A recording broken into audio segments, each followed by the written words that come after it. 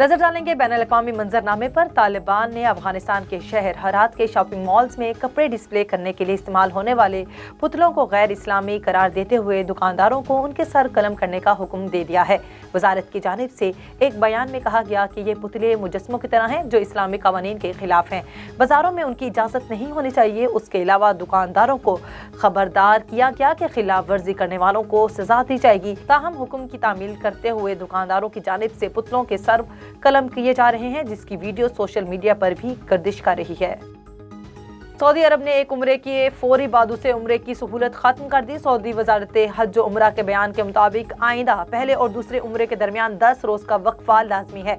Saudi वजारत हज व उम्रा का कहना है कि 10 रोज से कम वक्फे पर इजाजतनामा जारी नहीं किया जाएगा, जबकि ये फैसला कोरोना के बढ़ते केसेस को मद्देनजर रखते हुए किया गया है। भारत में नई दिल्ली हुकूमत ने कोरोना के फैलाव के बायस हफ्ते और एतवार के रोज कर्फ्यू नाफिज करने का फैसला कर लिया है।